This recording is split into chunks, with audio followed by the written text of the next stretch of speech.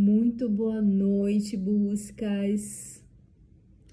Para quem é da turma da insônia, hoje, dia 26 de junho de 2025, madrugada. Claro que eu não durmo mais. E trago ideias aqui para vocês. Certa vez, Ananda, discípulo mais afinco de Buda, fez uma pergunta para o Siddhartha Gautama, muito interessante. Ele perguntou, Buda, tudo que o Senhor tenta nos ensinar já é o fim, já é o que sabemos, já é a verdade? E Buda abaixou, estavam na floresta, abaixou, pegou um punhado de folhas secas, falou, Ananda, isso aqui é o que eu tento mostrar para vocês. A floresta toda é a realidade. O que isso quer dizer? Ensinamentos que estudamos dia e noite, incessantemente, diariamente, tentamos praticar, ainda são tão complexos pra gente. E ainda é tão pouco. Eu vejo, assim como Sócrates, né? Que quando perguntado a Delfos, que é o homem mais sábio da Grécia, Delfos respondeu, Sócrates. Foram correndo para Sócrates e perguntaram, o mestre de Platão, Sócrates, Delfos disse que você é o homem mais sábio da Grécia. E Sócrates respondeu, só sei que nada sei. Já vi espiritualistas falando, eu trocaria tudo que eu sei por 1/1000 do que eu não sei. É porque essas pessoas perceberam que o buraco é muito mais embaixo, né? Como bons espiritualistas, eles já entenderam isso. E por que eu tô falando tudo isso aqui, né? Ontem, ou hoje, eu fiz um vídeo a respeito, né, de uma luta pela guarda de uma criança, assim como no tempo de Salomão. Só que no caso, eram duas mães, uma tinha dormido por cima do seu bebê e o sufocado. Então ela rouba o bebezinho da outra, né, que está vivo, e toma como dela. E vão para o sábio, Salomão, pedir o conselho, né? E Salomão é Salomão, gente. Foi o cara que aprisionou os demônios, né? Entendedores entenderão.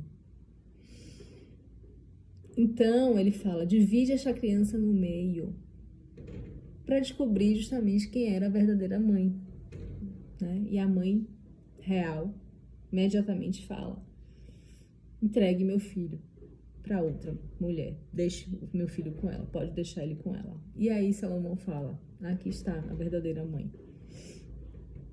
Parece uma coisa tão simples, mas se a gente pensar que a verdade está no simples, e talvez por isso que seja tão difícil pra gente, né, com essa mente dual, bicameral, direito, esquerdo, hemisfério direito, esquerdo, um que vibra a milhões de hertz, né, o direito e o esquerdo que vibra a 10. Me faz lembrar aquele quadro, né, de Deus tocando o dedo de Adão. É justamente essa mente tão limitada que temos, né, ao mesmo tempo tão incrível. Isso é a beleza do ser humano. Então, por que eu tô falando tudo isso? Lúcia Helena Galvão fala com muita expertise, de forma muito bonita, sobre o ovo de cuco. E Jung já tinha chamado esse ovo de Kuck de influência inconsciente. né? Tomamos muitas atitudes, às vezes, baseadas na ideia do outro, do inconsciente coletivo, e nem sabemos. Então, o cuco é um pássaro muito do esperto, que pega os seus ovos, coloca, né, põe seus ovos no ninho de outro pássaro, e o pássaro não percebe, gente, que tem. Pássaro não conta, né? Até onde a gente sabe. E o pássaro choca o ovo do cuco. Não percebe que tem ovo a mais ali, ou que o ovo é um pouco maior, um pouco mais, né? Não tá pegado à forma, o pássaro tá pegado ao instinto. Então, tira no cuco, né? E aí, quando esse cucuzinho nasce, o que acontece? Normalmente ele joga os outros para fora, né? Acabam morrendo.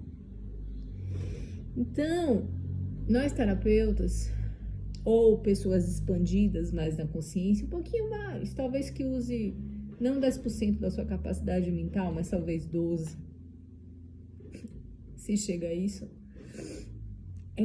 Temos a capacidade de enxergar coisas, às vezes, que nos dá a impressão de síndrome de Cassandra. Para quem não sabe o que é síndrome de Cassandra, Cassandra era uma pitonísia, uma sábia que saía falando pela Grécia o que ia acontecer, e todo mundo ignorava Cassandra. Até que um dia, né, acontece tudo que Cassandra fala, e ela fala, poxa, agora não tem mais como, né? Eu já tentei avisar. Então, a gente chama isso de síndrome de Cassandra.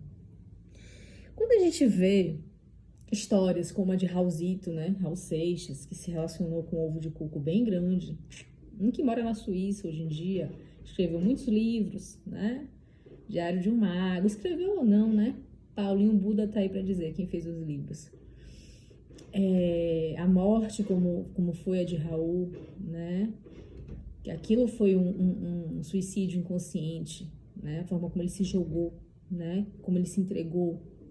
Como a gente vê o caso de ex-satanistas, né, que se metem com ex-satanistas com o nome de baunilha, né, falsas drag queens e falsos satanistas ou hoje cristianistas, tudo na ambivalência, tudo na dualidade, também, né, tirarem a própria vida. A gente vê, né, essa luta hoje por uma criança, né. Pode parecer muito estranho trazer coisas de lá de trás para aqui, para frente, mas tudo é ovo de coco. Tudo é ovo de coco, né? Quando a gente pega a carta da avó materna da criança, que se chama Murilo, eu não vou falar o nome dos pais, nem da artista, mas eu falei ontem, a gente vê ali um racismo estrutural que tanto se fala e que não se entende, né? Quando a pessoa fala assim, eu não quero tal coisa, muitas vezes ela tá falando justamente, eu quero aquela coisa, né? Principalmente quando ela reforça demais. Ela tá invertida, ela tá espelhada. Então eu já vi maridos idosos falando assim, tudo que eu quero é que minha esposa não morra. E ele tava dizendo pra mim assim, tudo que eu quero é que ela morra, né? E isso, um terapeuta, uma pessoa mais expandida, vai captar essas entrelinhas. Vai. Né? Não à toa que o índice de divórcios entre psiquiatras e anestesistas é tão alto. Cada um por seu motivo. É, por curiosidade, as especialidades que mais se divorciam, né? E eu vou aqui ousar dizer que psiquiatras devem ser os que pior se relacionam amorosamente. É difícil. Então, quando a gente vê numa carta uma avó materna colocando assim, porque eu crio meu neto, ou eu não tenho nenhum preconceito sobre cor ou raça de forma garrafal, essa pessoa está querendo dizer o contrário. O racismo já está ali. Porque uma pessoa que não tem preconceito, que não é racista, ela não precisa escrever isso para um pai negro, né? Para um pai preto. Não precisa, simplesmente porque ela está além da forma. A pessoa que vê o ser humano, enxerga o ser humano, enxerga o ser humano, enxerga outra consciência ali, né? Isso é o diálogos, são dois logos conversando. Para mim, não importa a sua forma, seu cabelo, sua cor, sua altura, seu peso. A gente está além da forma, né?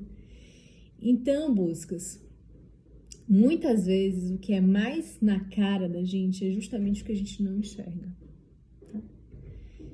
E, claro que sim, eu vou ter muitas noites de insônia, né? E claro que sim, o mundo está enlouquecendo, né? Gaia está com paradas cardíacas, a frequência Schumann está de 0 a 100 em minutos. O núcleo da Terra está com velocidade a ponto de inverter, né? Isso é ciência. Então, nosso campo, né? nossa magnetosfera está super fraca, super frágil, né? Então, a gente está recebendo radiações, né? De tempestade solar, de flash solar, material cósmico muito intenso, né? De todos os níveis, tanto radioativos, né? E aí você vê jovens infartando, tendo aneurisma, coisas nunca antes vistas, né? Ou pouco vistas até então. Como você vê lojas vendendo labobus a R$10 e sendo invadidas. Então, ou psiquiatras tendo compulsão alimentar na noite anterior e por isso também insônia neste momento. Então, buscas, é um pensamento para hoje. Eu entendo que é complexo. Mas tomem cuidado com os ovos de Cucos. Muitas coisas não são suas. E não é só de uma pessoa específica, é de um inconsciente coletivo. Já diria o mestre Jung. Ok? O que é mais simples é o que é mais difícil de ser visto. Então, homens e mulheres de ouro, sejam. Eu sou. Até a próxima.